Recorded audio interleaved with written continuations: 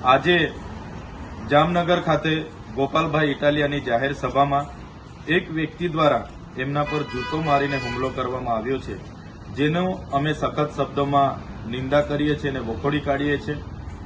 ગોપાલભાઈ ઇટાલિયા અમારા ધારાસભ્ય છે, લોકપ્રિય નેતા છે અને આમ આદમી પાર્ટી એ ગુજરાતના તમામ વર્ગના લોકો માટે આજે અવાજ બની રહી છે।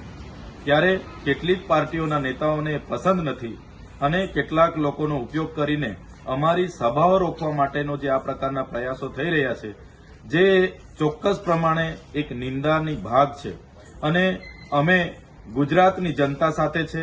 આવી રીતના અમારા લોકો પર હુમલાઓ અમે કોઈ પણ ભોગે સાખી નહીં લઈએ અને ગુજરાતની જનતા માટે અમે લડીએ છીએ અને લડતા રહીશું।